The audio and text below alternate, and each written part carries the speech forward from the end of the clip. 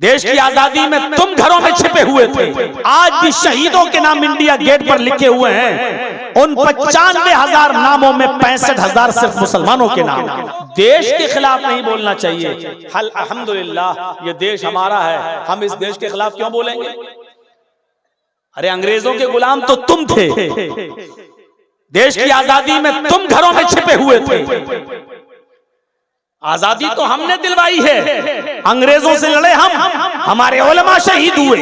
आज भी चले जाइए इंडिया गेट पर, जितने लोगों के नाम आज भी शहीदों के नाम इंडिया गेट पर लिखे हुए हैं, उन 95,000 नामों में 65,000 सिर्फ मुसलमानों के नाम। 65,000 सिर्फ मुसलमानों के नाम है। मेरे भाइयों, ये देश हमारा है, ये मुल्क हमारा है। इस मुल्क के खिलाफ हम क्यों बोलेंगे? हाँ, नेताओं के खिलाफ बोल सकते हैं। ये मुल्क नहीं है, ये व्यक्ति हैं, ये इंसान हैं। इंसानों के खिलाफ बोला जा सकता है, उनकी गलत नीतियों के खिलाफ बोला जा सकता है, लेकिन देश के खिलाफ नहीं बोला जा सकता और देश के खिलाफ बोलना भी नहीं चाहिए। तो मेरे भाइयों, अब आप व्यक्तिगत तौर पर केस कर दो, अलग बात है, लेकिन जैसे ही मेरा मामला हाई कोर्ट में आया, जज ने फाइल देखते ही कहा, अरे ये तो 1 घंटा भी जेल में रहने के लायक नहीं है, इसको 5 महीने से जेल में रखे हो, इमीडिएटली रिलीज, फौरन इसको छोड़ा जाए, फौरन छोड़ा जाए। ये आदमी तो 1 मिनट के लिए भी, 1 घंटे के लिए भी जेल में रहने के लायक नहीं। ये ऑर्डर में लिखा है 1 घंटे के लिए भी जेल में रहने के लायक। तो मेरे भाइयों, पहला नाम मोहम्मद, और वही शब्द अज्ञान हेतु किरत मोह मदांधिकारम नाशम, बिल्कुल साफ शब्दों में। और किसी हिंदू भाई को एतराज हो तो जाओ कोर्ट में किस्मत आजमा लेना केस करके। मोह मदाएंगे, अंधेरे को नाश कर देंगे। मोह मदांधिकारम नाशम, मोहम्मद आएंगे अंधेरे को नाश कर देंगे।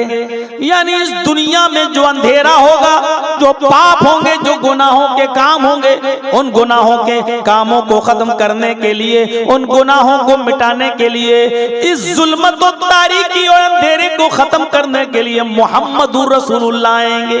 अज्ञान हेतु किरत मोह मोहम्मद आएंगे, अंधिकारम नाशम, अंधेरे को नाश करेंगे।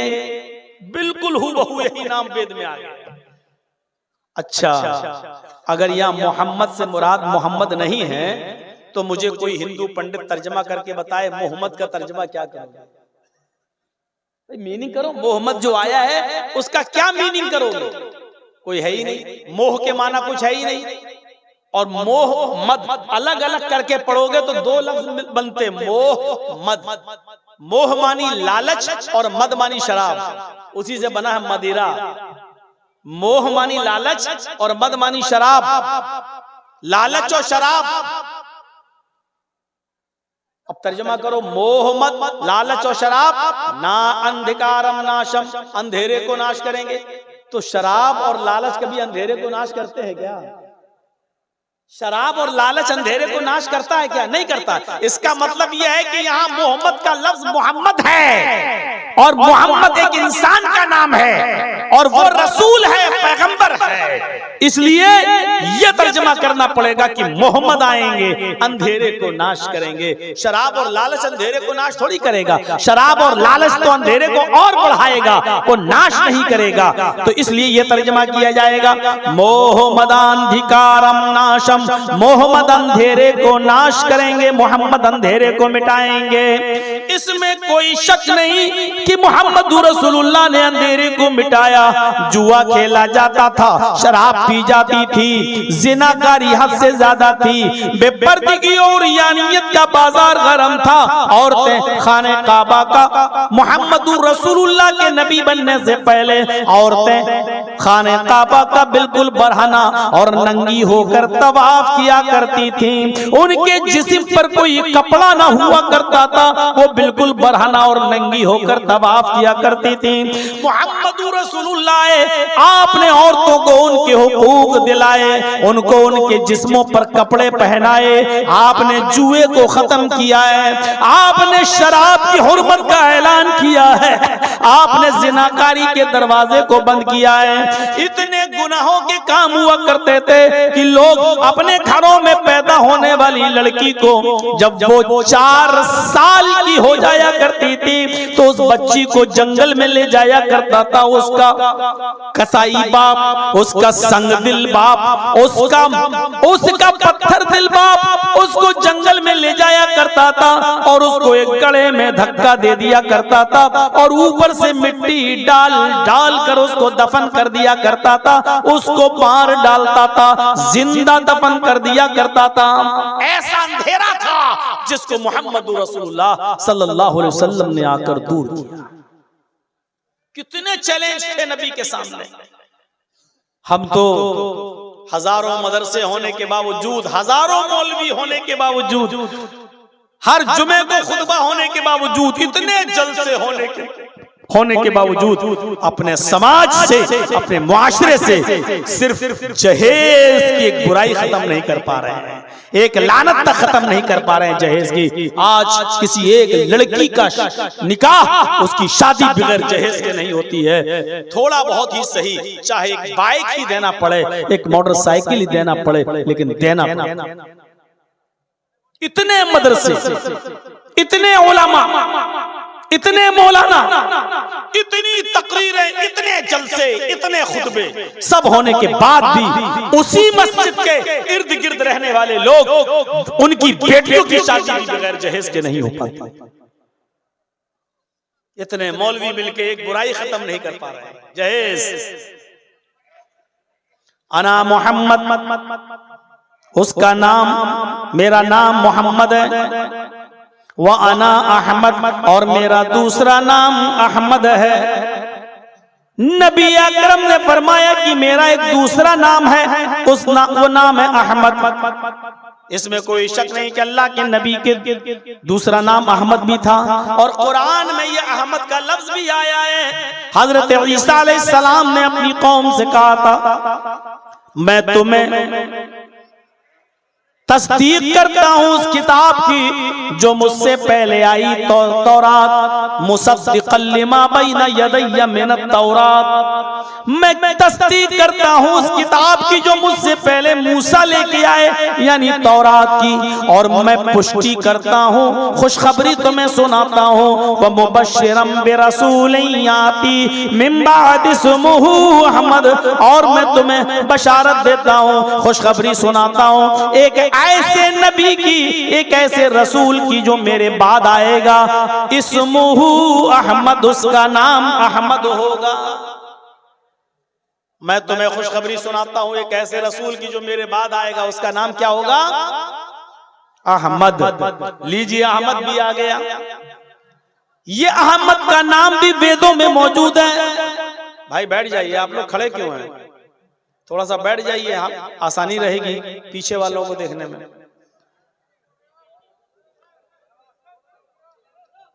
थोड़ा सा सहूलत पैदा करिए, लोगों के लिए आसानी पैदा कीजिए।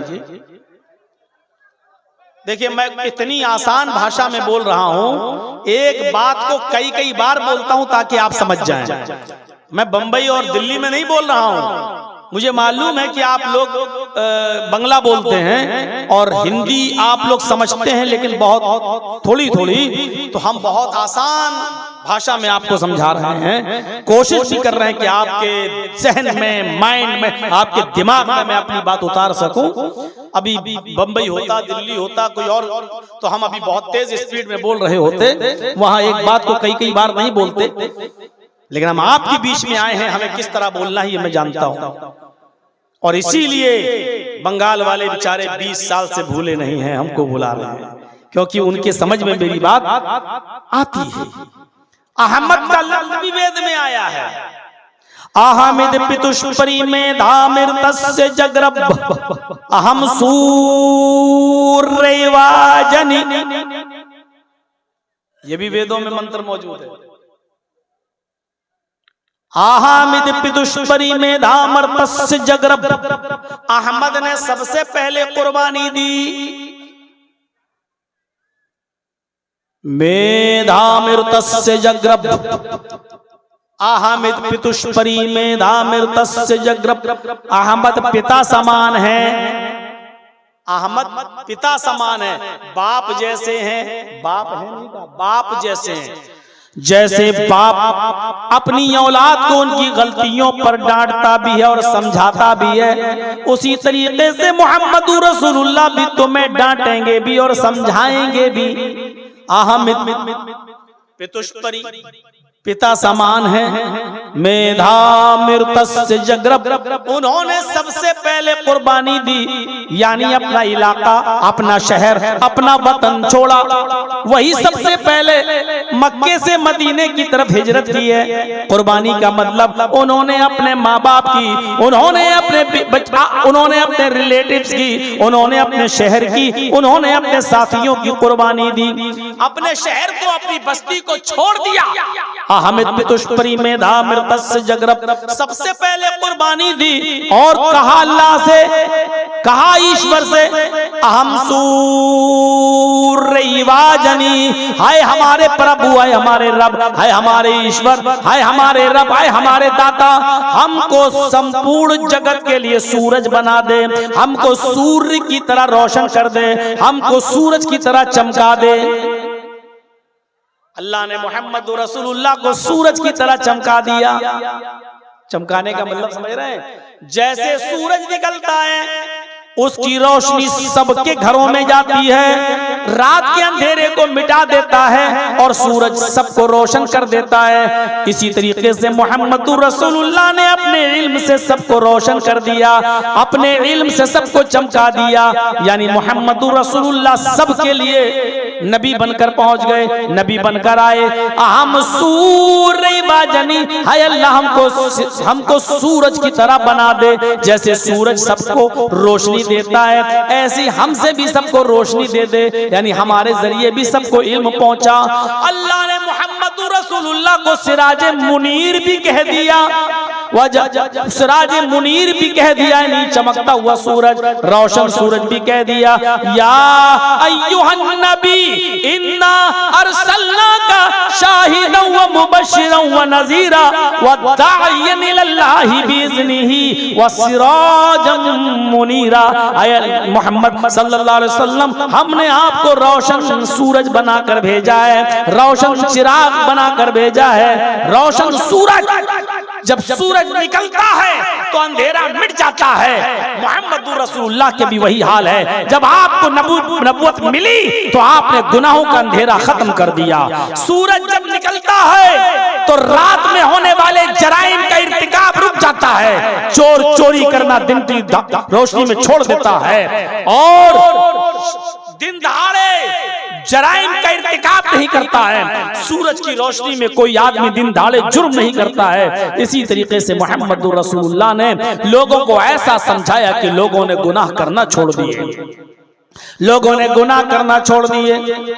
फर्क इतना है, आसमान से ये सूरज निकलता है, ये दिन में निकलता है और रात में बुझ जाता है, लेकिन मोहम्मद रसूलुल्लाह वो सूरज है जिनकी रोशनी रात में भी रहती है और दिन में भी रहती है, जिनका नाम रात में भी लिया जाता है और दिन में भी लिया जाता है। इसीलिए हजरत आयशा मोहम्मद रसूलुल्लाह को अपना सूरज कहा करती थी। एक बीवी होकर अपने पति से, एक बीवी होकर अपने हस्बैंड को सूरज कहा करती थी। और ये शेर पढ़ा करती थी, ली शम्सुन वलिलाफाक शम्सुन, ली शम्सुन वलिलाफाक शम्सुन, इन्ना शम्स ततलू बाद फजरिन शम्सी ततलू बाद लिशा। ये शेर पढ़ा करती थी हजरत आयशा, लोगों एक तुम्हारा सूरज है, एक मेरा सूरज है। ली शम्सुन वलिलाफाक शम्सुन, आए लोगों एक तुम्हारा सूरज है और एक मेरा सूरज है। आए लोगों तुम्हारा सूरज फजर के बाद निकलता है। इन्ना शम्स ततलू बाद फजरिन, लोगों का सूरज तो फजर के बाद निकलता है, पूरब से निकलता है, पूरब से आता है। शम्सी ततलू बाद इशा, लेकिन मेरा सूरज तो ईशा के बाद मेरे बिस्तर पर आता है, मेरा सूरज तो ईशा के बाद मेरे पास तशरीफ लाता है। हजरत आयशा अपने शौहर को सूरज कहती थी, सूरज। आज कोई औरत अपने शौहर को सूरज कहेगी तो दुनिया भर की बुराई और करती हैं और व्हाट्सएप पे क्या क्या भेजती रहती हैं अपने पतियों को। देखो तारिक जमील साहब की एक वीडियो मेरे पास आई तो मेरे घर में मेरी बीवी ने देखा। उसमें वो कह रहे हैं तारिक जमील साहब कि अल्लाह के रसूल सल्लल्लाहु अलैहि वसल्लम की 9 बीवियां थीं, इसके बावजूद आपने कभी किसी बीवी से खाना नहीं पकवाया, खाना खुद बनाते थे। कपड़ा फट जाता था तो आपने किसी बीवी से ये नहीं कहा कि कपड़ा सिल दो, आप खुद कपड़ा सिल लेते थे, जूता खुद टांक लेते थे। ये तकरीर मेरी बीवी ने भी सुनी और उसने व्हाट्सएप पे मुझे भेज दी। मतलब औरतें ये चाहती हैं कि हमारे मर्द अब खाना भी खुद पकाएं, कपड़ा खुद धुलें, और ये सबका हाल है। जब हम जैसों का हाल है तो आपका भी हाल वही होगा। आप यहाँ खुश थोड़ी बैठे हो, हमें मालूम है किसकी ऊपर कैसी गुजर रही है। और हमें तो इतना पढ़ना आता है कि हम चेहरा देख के बता देते हैं कि आदमी अपनी बीवी से कितना खुश है और कितना नाखुश है। हालात ऐसे होते हैं। जब मैं अपने पड़ोसी मुल्क में गया तो वहां एक आदमी की 3 बीवी थी, तो उसने भी मेरी एक बार दावत कर दी अपने घर पे, चलो। तो ईशा की नमाज पढ़ने नहीं गया वो। तो मैंने कहा यार तुमने नमाज नहीं पढ़ी? बोला मौलाना मैं नमाज पढ़ूं या ना पढ़ूं लेकिन मैं जन्नती हूं। मैंने कहा बक बक बक। बोला मैं हर हाल में जन्नत में जाऊंगा चाहे एक वक्त की भी नमाज ना पढ़ूं। हमने कहा भाई पागल, इतना कॉन्फिडेंस, इतना यकीन तुझे? कहता कि मैं जन्नत में जाऊंगा। मैंने कहा कैसे, क्यों? बोला मैंने जहन्नम दुनिया ही में देख ली है। मैंने कहा मैं समझा नहीं। बोला मेरी 3 बीवी हैं। मैंने कहा मैं समझ गया बस। बोला मेरी 3 बीवी हैं। मैंने कहा बस मैं समझ गया। बोला अब आप ही बताइए कि अल्लाह 2 जहन्नम किसी को दे सकता है? दुनिया में भी जहन्नम और आखिरत में भी जहन्नम? नहीं, ऐसा हो ही नहीं सकता। जब दुनिया में मैं जहन्नम भुगत रहा हूं तो अल्लाह हमें अब आखिरत में जन्नत देगा, चाहे मैं नमाज पढ़ूं ना पढ़ूं, रोजा रखूं ना रखूं। तो मेरे भाई हालात हमें पता है, मालूम है। नबी हजरत आयशा तारीफ कर रही है। एक पीर साहब थे, सुना वाक़या? उनकी बीवी उनको पीर ही नहीं मानती थी। तेरे जैसे 336 पीर रोज देखती हूँ। एक बार उसकी बीवी ने आसमान में उड़ते हुए किसी बुजुर्ग को देख लिया। आसमान पे उड़ रहे हैं और मुसल्ला बिछा के नमाज पढ़ते हुए जा रहे हैं। अभी इसका शौहर जब घर पे आया तो बीवी ने कहा एक ये पीर बने फिरते हैं। पीर तो वो था जो मैंने आज आसमान में देखा है, हवा में मुसल्ला बिछाकर नमाज पढ़ते हुए जा रहा था, उड़ रहा था। अब इसके पीर को लगा कि किसी तरह हीरो बनूं मैं अपनी बीवी की नजर में। तो कहा रे मेरी बीवी तुमने देखा है उसको? कहा हवा में उड़ते हुए देखा है? हाँ देखा है। मुसल्ला बिछाए हुए था, हाँ, उस पर खड़ा भी था हवा में और नमाज पढ़ रहा था। तुमने देखा है? हाँ। अरे वो मैं ही तो था। ये बोला उसका पीर, वो मैं ही तो था। अब बीवी को लगा कमीना ये यही था, तो अब क्या करूं? तो कहने लगी हाँ मुझे लगा कि तुम ही थे। क्या मतलब? इसीलिए तिरछे तिरछे उड़ रहे थे, टेढ़े टेढ़े उड़ रहे थे, तुमसे तो सीधा उड़ा भी नहीं जा रहा था, हैं? फिर भी कमी निकाल दी।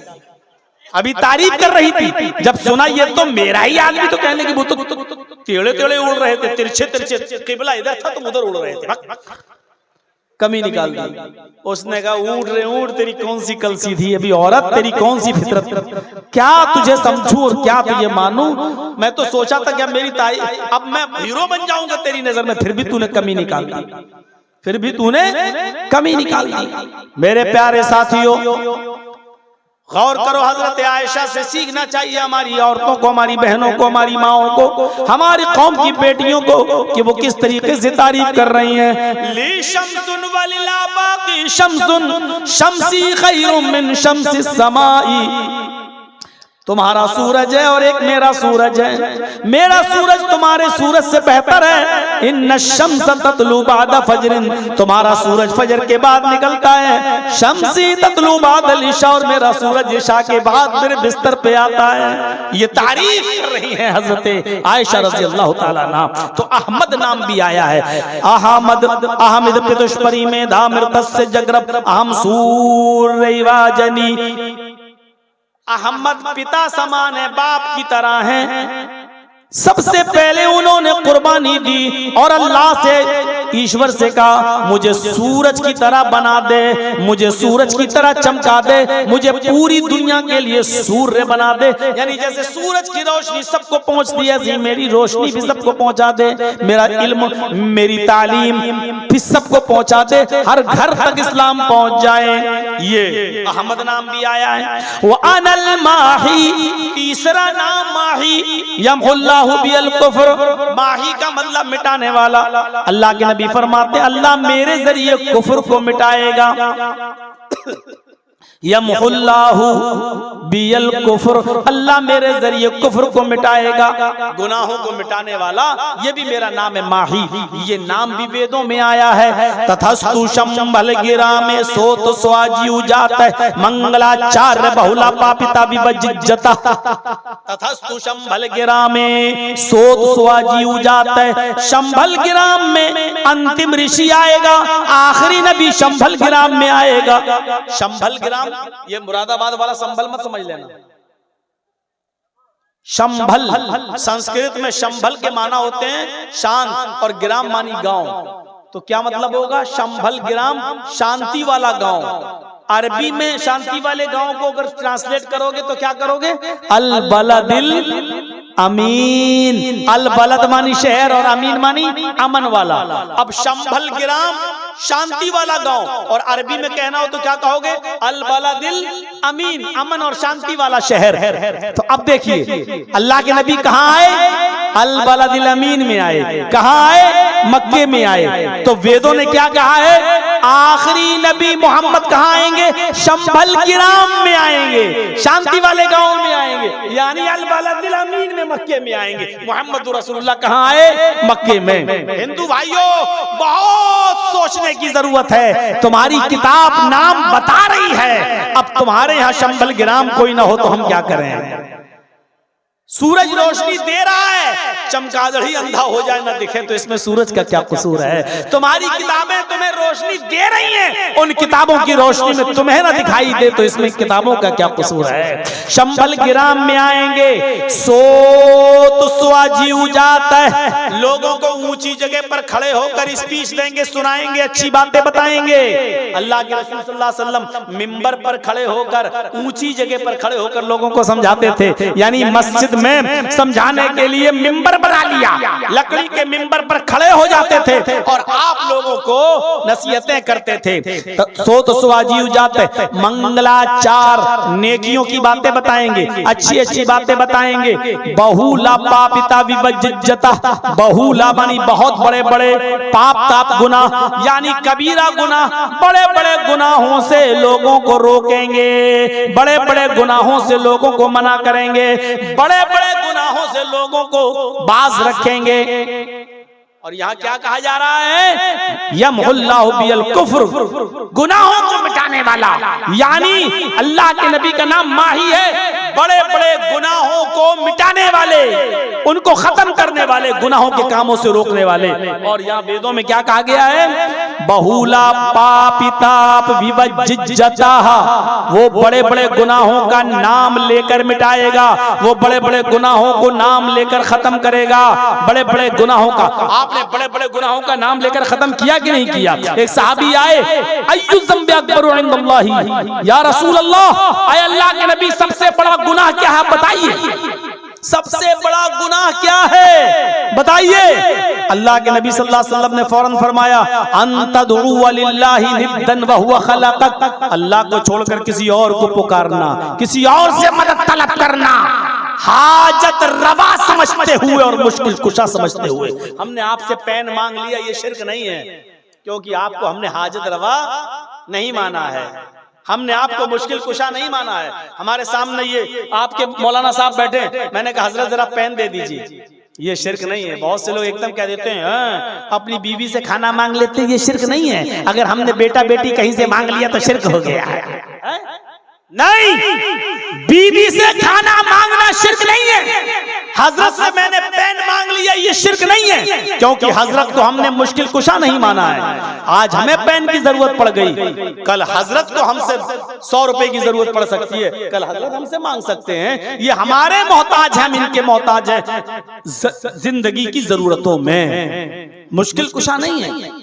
बीवी से हमने कह दिया खाना लाओ, हम शिर्क नहीं कर रहे हैं, इसलिए कि बीवी को मुश्किल कुशा नहीं मानते हैं, क्योंकि बीवी भी हमारी मोहताज है। वो हमें खाना नहीं दे रही है, खाना उसने तब दिया जब चावल लाकर मैंने दिया, दाल लाकर मैंने दिया, सब्जी लाकर मैंने दिया, तेल लाकर मैंने दिया, नमक लाकर मैंने दिया, गैस का सिलेंडर लाकर मैंने दिया, उसने पकाकर तैयार कर दिया और पक गया खाना तो हमको लाई। हम उसके मोहताज है, वो हमारी मोहताज है, इसलिए ये शिर्क नहीं है। लेकिन जब हम किसी से बेटा बेटी मांगते हैं, किसी के दर पे जाते हैं, तो हम उसको अपना मोहताज नहीं मानते हैं, बल्कि उसको हम मुश्किल कुशा मानते हैं, उसको हम हाजत रवा मानते हैं, और उसको हम औलाद देने वाला मानते हैं। और ये कहते हैं, ये नहीं मानते कि ये भी मेरा मोहताज है, ये भी मेरा मोहताज है, जबकि हकीकत में वही हमारा मोहताज है, हम उसके मोहताज नहीं हैं, क्योंकि अब वो कब्र में दफन है। हम उसके लिए दुआ करेंगे कि अल्लाह इस मरने वाले की बख्श दे, अल्लाह इसकी मग़फ़िरत फरमा, अल्लाह इस पर अपना रहम फरमा। इसलिए दुनिया में जितने भी बड़े बड़े बुजुर्गों के नाम हैं, लाइए कोई एक नाम, उनके नाम के आगे अगर आप रहमतुल्लाह अलैह न लेते हो तो बताइए, आप कोई एक नाम ले लीजिए। बड़े से बड़े पीर का नाम क्या है? अब्दुल कादिर जिलानी। क्या कहते हो आगे? रहमतुल्लाह अलैह। अरे आप तो खुद उनके लिए दुआ कर रहे हो यार। रहमतुल्लाह अलैह का मतलब क्या? अल्लाह की रहमत हो उन पर, अय अल्लाह तेरी रहमत हो उन पर। इसका मतलब यह है कि वो तुम्हारी दुआओं के मोहताज हैं, तो जो हमारी दुआओं का मोहताज है वो हमें क्या देगा? समझ गए ना? इतनी मोटी सी बात समझ में नहीं आती है। ख्वाजा मोइनुद्दीन चिश्ती अजमेरी रहमतुल्लाह अलैह बहुत बड़े बुजुर्ग हैं, बुजुर्गी के हम इनकार नहीं कर रहे हैं, लेकिन उसके नाम के आगे क्या है? रहमतुल्लाह अलैह। अल्लाह की रहमत हो इनके ऊपर। मेरे भाइयों, अल्लाह के नबी बड़े बड़े गुनाहों का नाम ले लेकर मिटा रहे हैं। अंतदुआ लिल्लाहि निद्दन व हुवा खलक़क। फिर कुरान पढ़िए, फिर कुरान पढ़िए मेरे भाइयों। इस तरीके से अल्लाह रब्बुल आलमीन ने उन झूठे माबूदाने बातिला को रगड़ा है कि आप दंग रह जाएंगे। वल्लज़ीना तदऊन मिन दूनिही मा यमलिकून मिन क़ित्मीर। अल्लाह को छोड़कर तुम जिनको पुकार रहे हो, वल्लज़ीना तदऊन मिन दूनिही, उसको छोड़कर तुम जिसको भी पुकार रहे हो, मा यमलिकून मिन क़ित्मीर, ये खजूर की गुठली के छिलके के भी मालिक नहीं है। मा यमलिकून मिन क़ित्मीर, ये खजूर की गुठली के छिलके के भी मालिक नहीं है। अल्लाह ने ऐसा रगड़ा कि खजूर का मालिक नहीं। अरे खजूर के ऊपर तो एक गूदा होता है, एक मग़ज़ होता है, वो बहुत बड़ी चीज है। फरमाया खजूर का मालिक होना तो बहुत बड़ी बात है। फरमाया वल्लज़ीना तदऊन मिन दूनिही मा यमलिकून मिन क़ित्मीर, खजूर के अंदर जो गुठली होती है ये उस गुठली के भी मालिक नहीं है। अरे गुठली भी बहुत बड़ी चीज, अल्लाह ने गुठली भी नहीं कहा है, इसलिए कि गुठली को पीस कर तो भूसा बनाया जा सकता है, उसको तो जानवर के खिलाने के काम आता है, उससे भी तो फायदा हासिल किया जाता है। अरे गुठली के भी नहीं, गुठली के ऊपर हल्का सा परत होता है, हल्का सा छिलका होता है, आप नाखून मारेंगे तब वो निकलेगा। फरमाया ये उस छिलके के भी मालिक नहीं है। वल्लज़ीना तदऊन मिन दूनिही मा यमलिकून मिन क़ित्मीर, खजूर को छोड़ो, खजूर की गुठली भी छोड़ दो, खजूर की गुठली के छिलके के भी मालिक नहीं है। ऐसी जगह पहुंचा दिया अल्लाह रब्बुल आलमीन ने, ऐसी जगह पहुंचाया।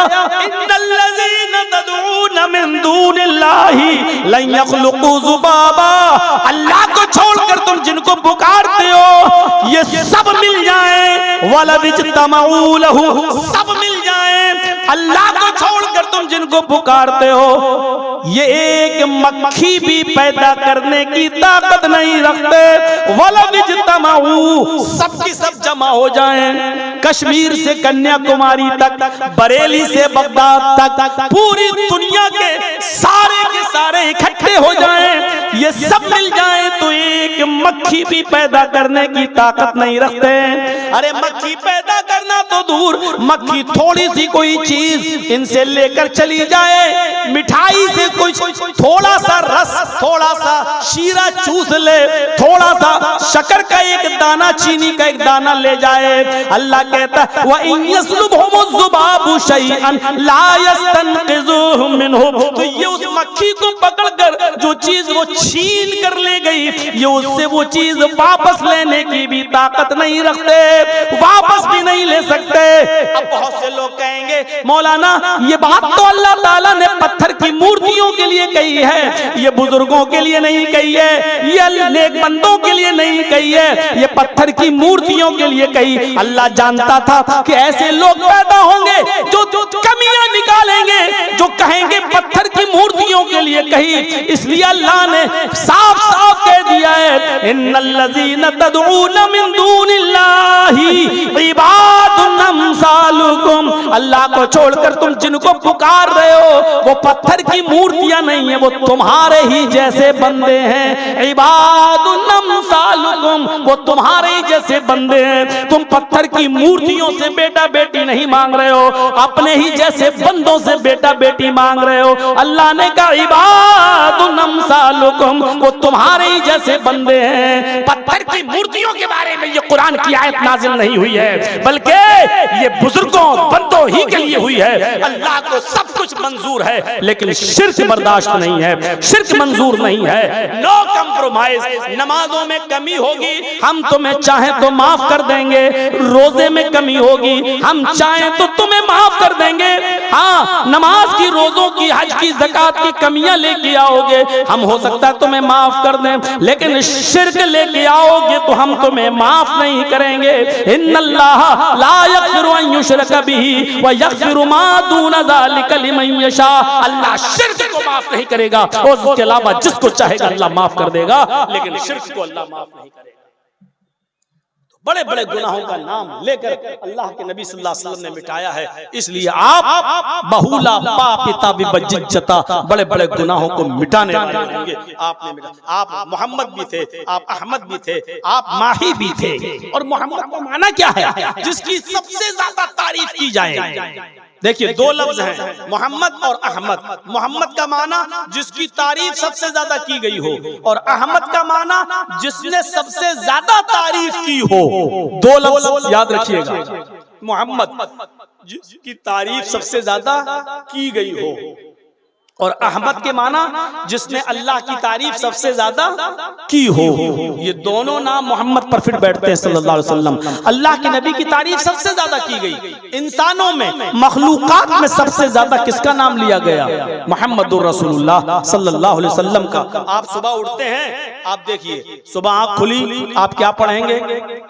अल्हम्दुलिल्लाहिल्लज़ी अहयाना बअदा मा मातना व इलैहि नुशूर।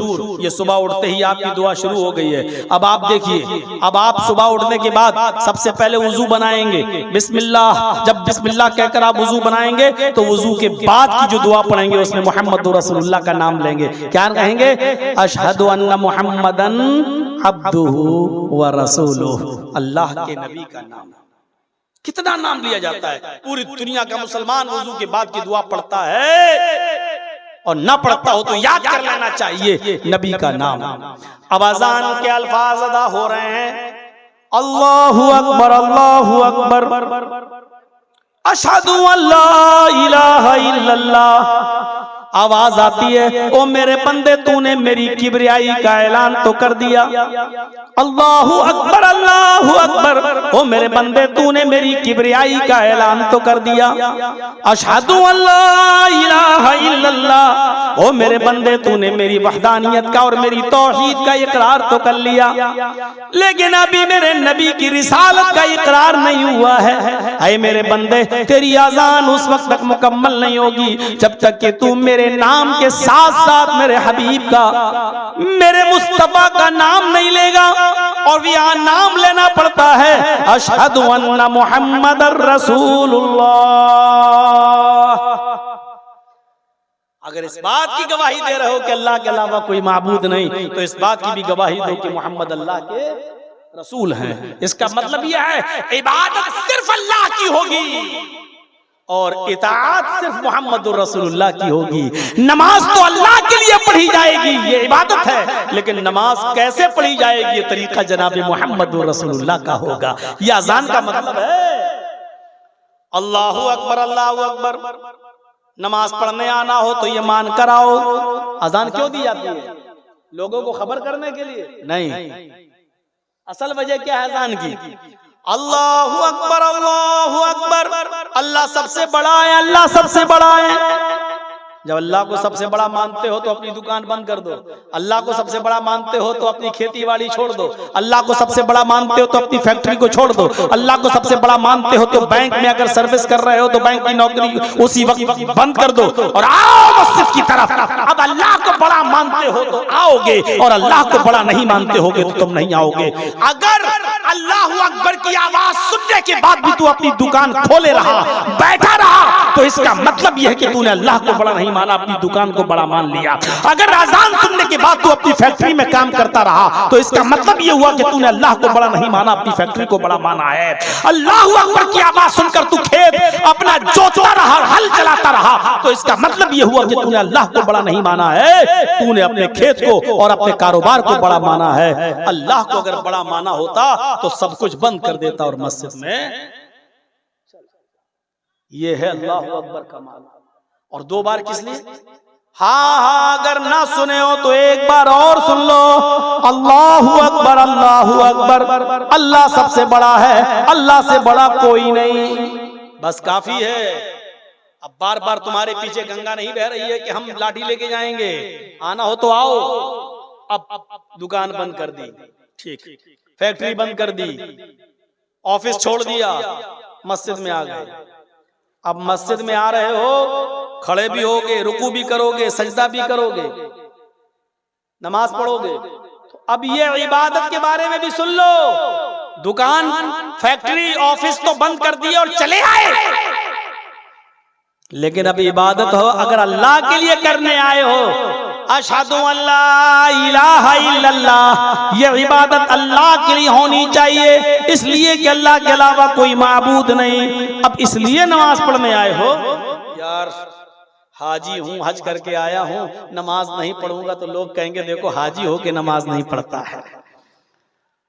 अब मस्जिद में आए, तेरी नमाज बेकार। मौलाना हूँ, नमाज नहीं पढ़ूंगा तो लोग कहेंगे देखो इतना बड़ा मौलवी हो के नमाज नहीं पढ़ रहा है। अब आए तो हो मस्जिद में, लेकिन ये सोच के आए हो नमाज बेकार। अब यही नमाज शिर्क हो गई। लो मौलाना कितनी चीजें शिर्क हैं। हाँ, क्योंकि अब आप गांव वालों के लिए नमाज पढ़ रहे हो, मोहल्ले वालों के डर से नमाज पढ़ रहे हो। और अल्लाह के रसूल ने फरमाया मन सल्ला युराई फक़द अशरक, जिसने दूसरों को दिखाने के लिए इबादत की, दूसरों को दिखाने के लिए नमाज पढ़ी, उसने शिर्क। अब यही नमाज शिर्क हो गई, क्योंकि अब अल्लाह के लिए रुकू नहीं हो रहा है, अल्लाह के लिए सजदा नहीं हो रहा है, अल्लाह के लिए क़याम नहीं हो रहा है। अब तो इस डर से आए हो कि लोग क्या कहेंगे। एक टाइम की नमाज भी पढ़ी तो अब लोगों के लिए नहीं। अशहदु अल्ला इलाहा इल्लल्लाह, अगर अल्लाह को माबूद मानते हो तो इबादत अल्लाह के लिए करने आओ, ठीक है। अब मस्जिद में आ गए, इबादत अल्लाह के लिए करने आए जी, तो अब इबादत कैसे की जाएगी? एक रकात में कितने रुकू किए जाएंगे, कितने सजदे किए जाएंगे, ज़ुहर में कितनी रकात पढ़ी जाएगी, कितनी बार सुभान रब्बियल अज़ीम सुभान रब्बियल आला पढ़ा जाएगा। अब तुम आ तो गए हो मस्जिद के अंदर नमाज पढ़ने के लिए, आ तो रहे हो, तो याद रखना यहाँ तुम्हारा तरीका नहीं चलेगा, मौलवी जर्जीस का नहीं चलेगा, फला का नहीं चलेगा, फला का नहीं चलेगा। अब तुम्हें नमाज पढ़ने आना है, अल्लाह की इबादत करने आना है, अल्लाह को सबसे बड़ा मान लिया। अब तुम मस्जिद की तरफ आना चाहते हो तो ये सोच के आना अशहदु अन्ना मुहम्मदर रसूलुल्लाह, मुहम्मद अल्लाह के रसूल हैं।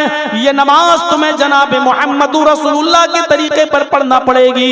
ज़ोहर की 4 रकात रकात फर्ज है, अगर 5 पढ़ोगे तो गुनाहगार होगे, 3 पढ़ोगे तो गुनाहगार होगे।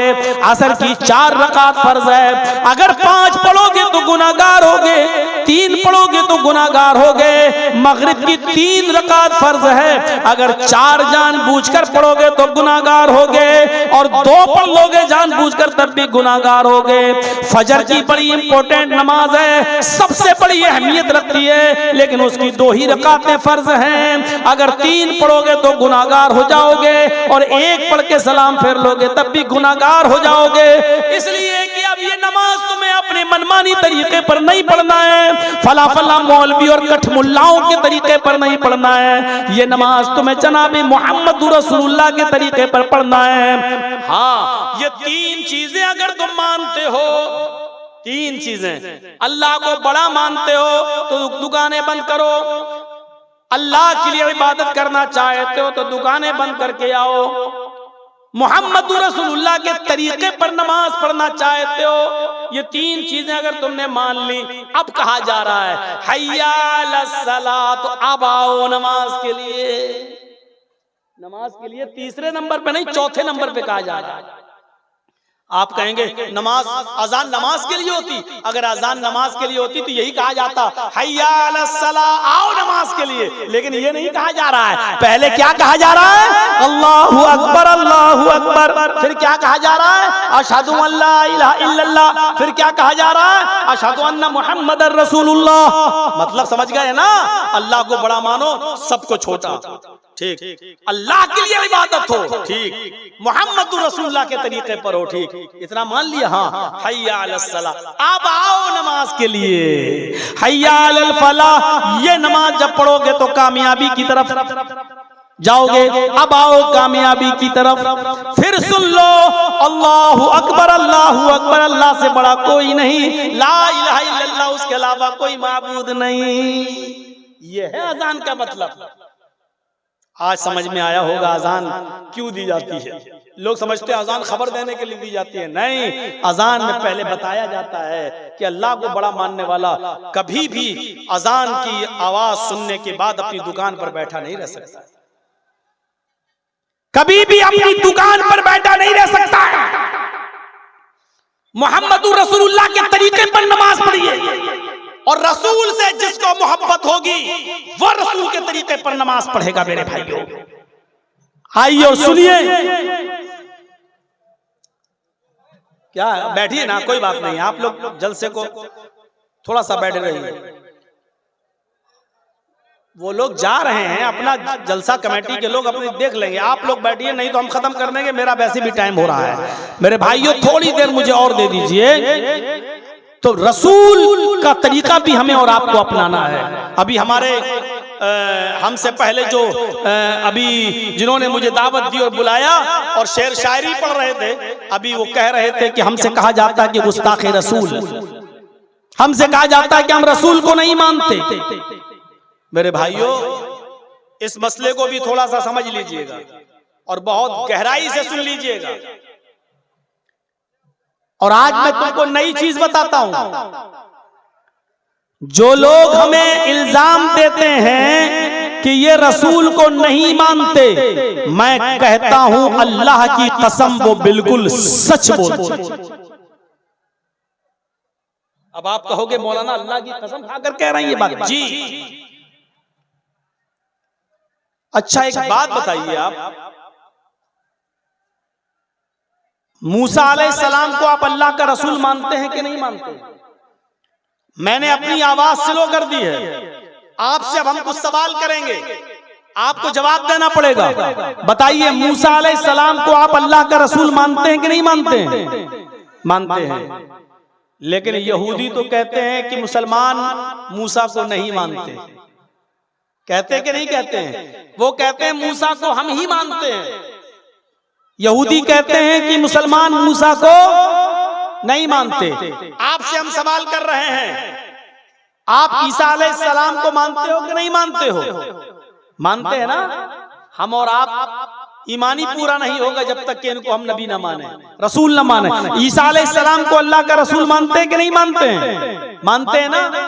लेकिन ईसाई तो कहते हैं कि मुसलमान ईसा को नहीं मानते। क्या करेंगे आप? ईसाई कहते हैं मुसलमान ईसा को नहीं मानते, यहूदी कहते हैं मुसलमान मूसा को नहीं मानते। वो अपनी जगह पर सही हैं, और हम जो कहते हैं कि हम मूसा को मानते हैं, ईसा को मानते हैं, हम भी अपनी जगह पर सही हैं। इसी तरीके से हमारे बहुत से भाई हमसे कहते हैं कि तुम अल्लाह के नबी को नहीं मानते, वो भी बिल्कुल सही। और हम कहते हैं कि हम अल्लाह के नबी को मानते हैं, हम भी अपनी जगह पर बिल्कुल सही। अब फर्क क्या है? मूसा अलैहिस्सलाम को यहूदी जिस तरह मूसा को नबी मानते हैं उस तरह हम नहीं मानते। यहूदी उज़ैर को अल्लाह का बेटा मानते हैं, हम अल्लाह का बेटा नहीं मानते। ईसाई ईसा अलैहिस्सलाम को जिस तरह नबी मानते हैं और रसूल मानते हैं उस तरह हम नहीं मानते, क्योंकि वो ईसा अलैहिस्सलाम को खुदा का बेटा भी मानते हैं और हम ईसा अलैहिस्सलाम को अल्लाह का बेटा नहीं मानते। तो वो भी अपनी जगह पर सही हैं और हम भी अपनी जगह पर सही हैं। हम ईसा को अल्लाह का कलमा मानते हैं, अल्लाह का बंदा मानते हैं, अल्लाह का रसूल मानते हैं। बगैर बाप के ईसा पैदा हुए ये मानते हैं, और ये भी मानते हैं कि ईसा अलैहिस्सलातु वस्सलाम को मौत नहीं आई बल्कि उनको जिंदा आसमान पर उठा लिया गया है। हम ईसा को जिस तरह नबी और रसूल मानते हैं, ईसाई हमारे इस मानने को मानना नहीं मानते हैं। ईसाई हमारे इस तरह ईसा को नबी मानने को मानना नहीं मानते हैं। यहूदी हम जिस तरह मूसा को नबी मानते हैं वो हमारे मानने को नबी का मानना नहीं मानते हैं। जिस तरह हम नबी मानते हैं वो हमारे मानने को मानना मानते ही नहीं है, और जिस तरह वो मानते हैं उस तरह हम नहीं मानते हैं। ईसा को अल्लाह का बेटा नहीं मानते हैं। इसी तरीके से आज हमारे मुसलमान भाई जो हमसे कहते हैं कि तुम अल्लाह के नबी को नहीं मानते, बिल्कुल सही कहते हो, क्योंकि जिस तरह तुम मानते हो उस तरह हम नहीं मानते। तुम कहते हो रसूल की सवारी आ जाती है, इधर अजान दी, अल्लाहु अकबर ला इलाहा इल्लल्लाह, वहां खड़े हो गए, अस्सलातु वस्सलामु अलैका या रसूल अल्लाह, अस्सलातु वस्सलामु अलैका या हबीब अल्लाह। हमने बहुत से लोगों से पूछा, कई लोगों से, साहब ये क्यों पढ़ते हो? तो उन्होंने कहा कि इसलिए पढ़ते हैं कि रसूल की सवारी आ जाती है, अल्लाह के रसूल तशरीफ लाते हैं। हम लोग खड़े होकर अदब के साथ सलाम पढ़ते हैं क्योंकि नबी अकरम तशरीफ लाते हैं। हमने कहा तब तो आप बड़े बदतमीज हुए। बोले क्यों? हमने कहा रसूलुल्लाह तशरीफ लाते हैं और इसके बावजूद आप उनसे नहीं कहते हैं नमाज पढ़ाओ, और आप अपने इमाम को आगे खड़ा कर देते हो और उससे कहते हो नमाज पढ़ाओ। अब बताओ, मेरे नबी नमाज पढ़ते होंगे तो तुम्हारे इमाम के पीछे नमाज पढ़ते होंगे? कहने लगे भागो यार, तुम तो वहाबी हो गए, चलो छोड़ो। तो जिस तरह आप नबी को नबी मानते हैं उस तरह हम नहीं मानते, और जिस तरह हम नबी मानते हैं उस हमारे मानने को आप मानते ही नहीं हो। अल्लाह ताला ने नबी को जिस तरह मानने का हुक्म दिया मानते हैं। मुहम्मदुर रसूलुल्लाह सल्लल्लाहु अलैहि वसल्लम ने हमें जिस तरह बताया है उस तरह हम अल्लाह के रसूल को रसूल मानते हैं और नबी भी मानते हैं। हम ये जानते हैं कि अल्लाह के आखिरी पैगंबर हैं मुहम्मदुर रसूलुल्लाह, उनके बाद कोई दूसरा नबी इस दुनिया में नहीं आएगा। हम ये भी मानते हैं कि कयामत के दिन सारी दुनिया परेशान होगी, आदम के पास जाएंगे मेरी सिफारिश कर दो, आदम अलैहिस्सलाम कहेंगे मैं इस लायक नहीं हूं। वो नूह अलैहिस्सलाम के पास जाएंगे हमारी सिफारिश कर दो, नूह अलैहिस्सलाम भी मना कर देंगे हम सिफारिश के लायक नहीं हैं। वो जकरिया यहया याकूब सबके पास जाएंगे और सारे नबी मना कर देंगे। वो मूसा और ईसा के पास भी जाएंगे, ये भी मना कर देंगे, और सारे नबी मिलकर कहेंगे मुहम्मदुर रसूलुल्लाह के पास जाओ। तब ये सारे लोग नबी अकरम के पास आएंगे और अल्लाह के नबी सल्लल्लाहु अलैहि वसल्लम से कहेंगे हमारे लिए अल्लाह से सिफारिश करवा दीजिए, हमारे लिए अल्लाह से शिफाअत करवा दीजिए। तब अल्लाह के नबी सल्लल्लाहु अलैहि वसल्लम सजदे में गिर जाएंगे। हदीस के अल्फाज सुनिए, अल्लाह के नबी सजदे में गिर जाएंगे। अल्लाह की हम्दो सना बयान करेंगे जितनी अल्लाह चाहेगा। जो अल्लाह उनके मुंह से निकलवाएगा वो निकालेंगे। उसके बाद आवाज आएगी गैब से, अल्लाह पुकारेगा, आवाज आएगी इरफा रासक, आए मोहम्मद सल्लल्लाहु अलैहि वसल्लम अपना सर उठाओ। अल्लाह के नबी सजदे से अपना सर उठाएंगे। अल्लाह कहेगा सल, आए नबी मांगो, क्या मांगते हो? तोता, जो मांगोगे तुम्हें दिया जाएगा, जो मांगोगे तुम्हें नवाजा जाएगा। आए मोहम्मद सल्लल्लाहु अलैहि वसल्लम मांगो, अल्लाह को पुकारो, अल्लाह से मांगो, क्या मांगते हो? सल तोता, जो मांगोगे तुम्हें दिया जाएगा। वशफी तो शफा, अगर सिफारिश करना चाहो तो सिफारिश भी करो, जिसकी शिफात करोगे कबूल की जाएगी। आप सिफारिश कीजिए, शिफात कबूल की जाएगी।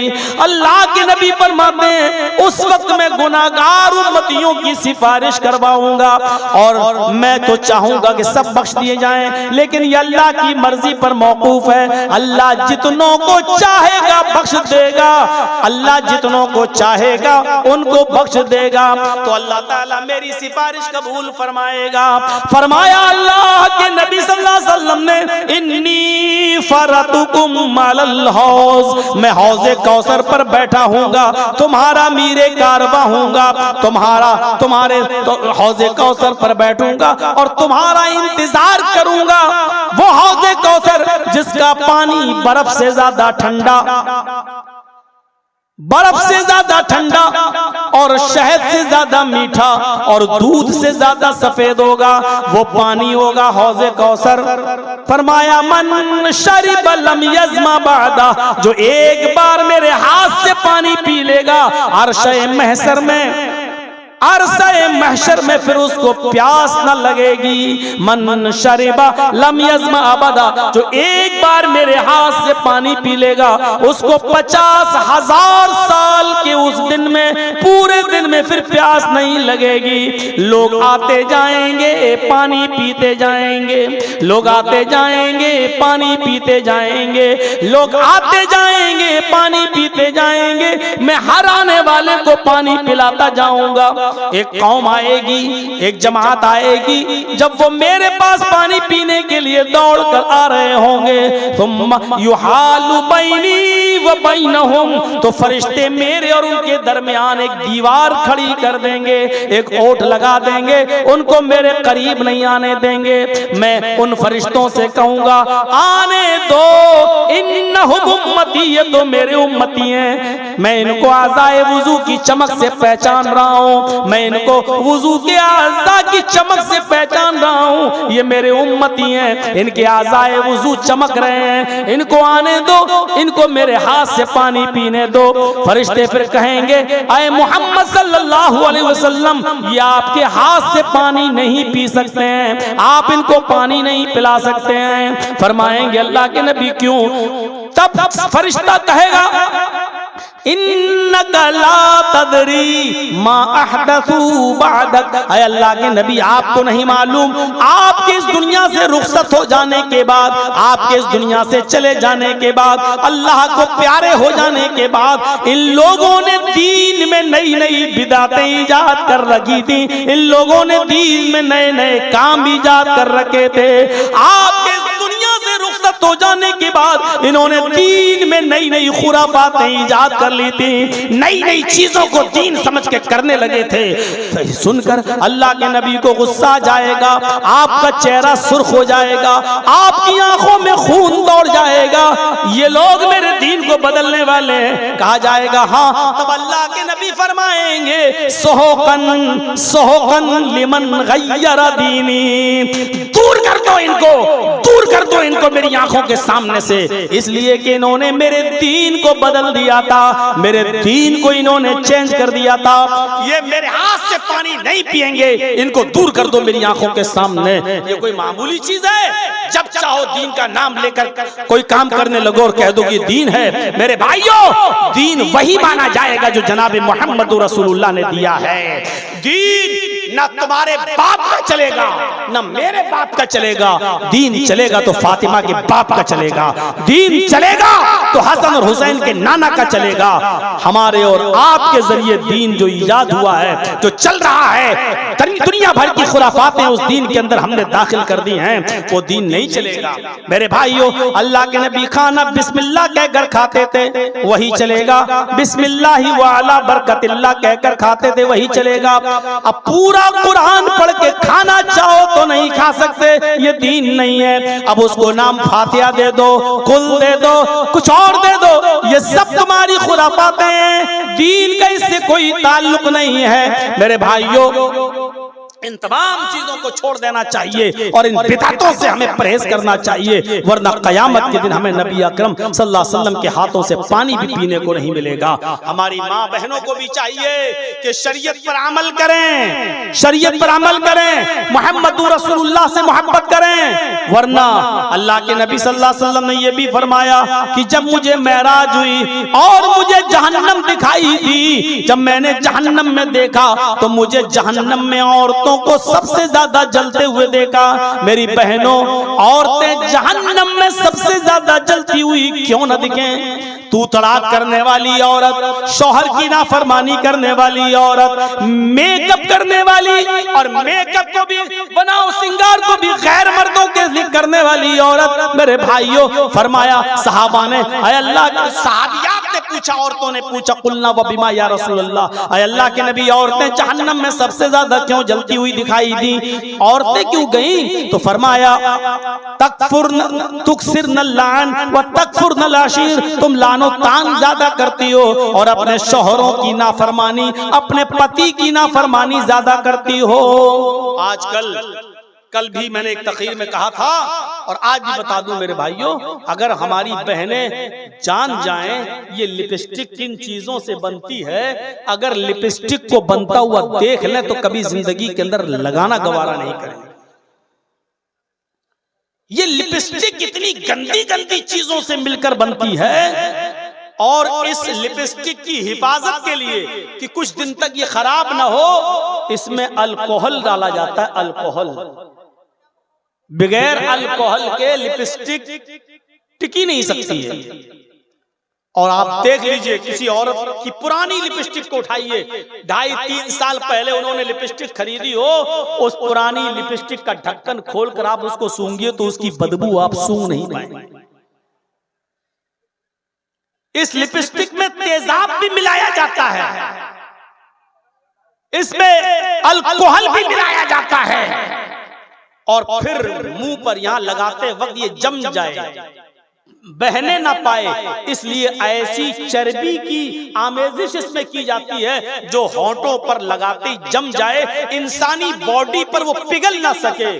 साइंटिस्ट ने सब कुछ करके देख लिया, भैंस की चर्बी इंसान के जिस्म पे रखी पिघल गई, गाय की चर्बी रखी पिघल गई, घोड़े की चर्बी रखी पिघल गई, हिरन की चर्बी रखी पिघल गई, ऊंट की चर्बी रखी पिघल गई। सिर्फ एक चर्बी ऐसी है जो इंसान की बॉडी पर रखी और नहीं पिघली, और वो चर्बी है सूअर की। और वो सूअर की चर्बी लिपस्टिक में मिलाई जाती है। मैं खिंजीर नहीं बोल रहा हूं, हो सकता है बहुत से लोग ना समझें। मैं पिग भी नहीं बोल रहा हूं कि हो सकता ना समझे, मैं सूअर बोल रहा हूं डायरेक्ट। और देखो कैसे लगाती है, लगाती जाएंगे और देखती जाएंगे कि फैल तो नहीं रही, चाटती भी जाती हैं। इन यहूदियों ने अपनी साजिशों में कामयाब हो गए हैं और इन्होंने हम मुसलमानों के घरों में भी लिपस्टिक पहुंचा दी। और वो हिंदू घराने जो बहुत बड़े शाकाहारी बनते हैं, मीट को देख के राम राम राम का करते हैं, कोई भी राम राम राम राम, उनकी औरतें भी सूअर की चर्बी चाट रही हैं। पहुंचा, सूअर की चर्बी है जो टिकी रहे, जो जम जाए, जो पिघले नहीं। कैसे गवारा, मेरी बहनों तुम कैसे गवारा कर लेती हो वो लिपस्टिक लगाकर जिसमें सूअर की चर्बी मिली हुई हो, और फिर उन्हीं होठों से तुम कुरान की तिलावत करो, उन्हीं होठों से तुम सुभान अल्लाह और अल्हम्दुलिल्लाह पढ़ो, अल्लाहू अकबर पढ़ो। कैसे तुम्हारे ज़मीर ये गवारा कर लेते हैं? शौहरों को खुश करने के लिए, अपने पति को खुश करने के लिए भी लिपस्टिक न लगाओ, क्योंकि इसमें हराम चीज मिली हुई है। सुअर की चर्बी को अगर थोड़ी देर के लिए मान भी लोगे नहीं तो कम से कम अल्कोहल तो मिला ही है, और अल्कोहल भी हराम है। मेरे भाइयों, जब तुम परफ्यूम अपने कपड़े पे नहीं डालते हो क्योंकि उसमें अल्कोहल होता है, जब ये मानते हो कि इसको डालकर नमाज नहीं होती है, तो मेरे भाइयों फिर अल्कोहल डली हुई लिपस्टिक लगाकर मेरी बहनों तुम नमाज कैसे पढ़ सकती हो? तो मेरी बहनों कुरान की तिलावत कैसे कर सकती हो? मुझे बताओ। और ये क्रीम और पाउडर जो चल रहा है ना आज, आयुर्वेदिक है तो चलो किसी हद तक ठीक है, यूनानी बना है तो ठीक है, लेकिन आजकल जो बिक रहे हैं जो कॉस्मेटिक की दुकान पर, ये क्रीम, ये पाउडर, जानते हो कैसे बनते हैं? इसमें जो लड़के और लड़कियां कॉलेज के पढ़ने वाले और गलत कदम उठा लिया, दोनों से कोई गलत हरकत हो गई और हमल ठहर गया। 1 हफ्ते का, 2 हफ्ते का, 4 हफ्ते का, 6 हफ्ते का जो हमल, उसको जो गिराया जाता है ऑपरेशन के जरिए, उसको जो इस्कात किया जाता है, हमल जो गिराया जाता है, उसमें इन मासूम बच्चों के लोथड़े शामिल होते हैं क्रीम और पाउडर के अंदर।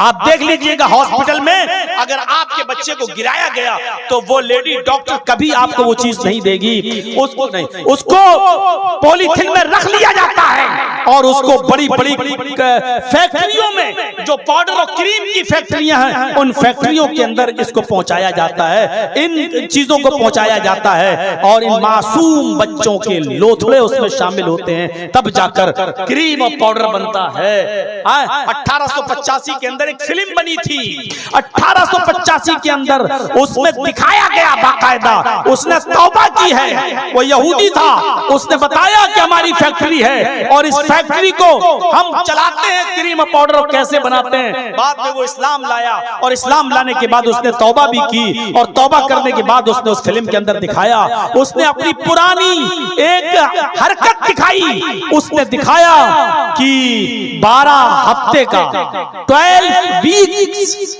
12 हफ्ते का एक बच्चा जिसमें जान डाल दी गई थी, अभी वो 12 हफ्ते का मतलब ये हुआ 3 महीने का, 3 साढ़े 3 4 महीने का बच्चा पेट में था और किसी वजह से उसको गिराना पड़ रहा था।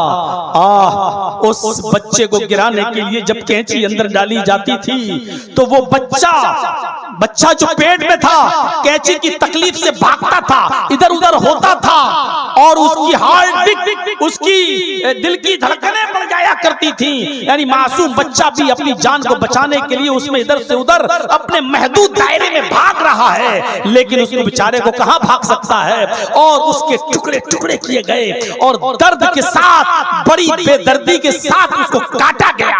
दर्द के उस बच्चे को दर्द देकर, तकलीफ देकर उस बच्चे को काटा गया और उसके टुकड़े टुकड़े करके बाहर निकाला गया और उसको केमिकल डालकर एक पॉलीथिन में रखा गया, और उसके बाद में उस यहूदी ने उस बच्चे के जिस्म को अपनी फैक्ट्री में क्रीम बनाने के लिए इस्तेमाल किया है, उस बच्चे की बॉडी को। मेरे प्यारे साथियों, बाद में वो इस्लाम लाया और तौबा किया और उसने ये फिल्म दिखाई कि हमसे ये गलती हुई है, और उसने बताया कि इसमें डॉक्टरों की एक टीम काम करती है, जो औरतें क्रीम लगाती हैं, पाउडर लगाती हैं। मेरे भाइयों, मेरी बहनों, इसमें उन मासूम बच्चों की बॉडी और उनके लोथड़े शामिल होते हैं, इनसे और हम जो है बहुत आसानी से लगा लेते हैं, मेकअप चुपड़ते हैं, थूप लेते हैं, कुछ तो उसके बिना रहती ही नहीं है। सुबह सबसे पहले उठेंगी और किसी बॉयफ्रेंड ने कह दिया अपना फोटो भेजो, तो कहती है अभी नहीं, जरा फ्रेश हो जाऊं।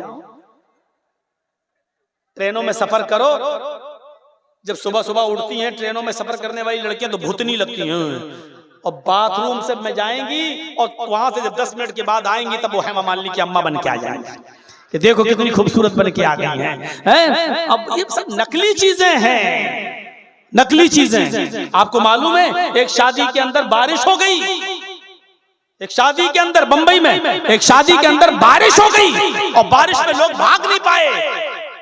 जो औरतें मेकअप करके गई थी, मेकअप सब बह गए।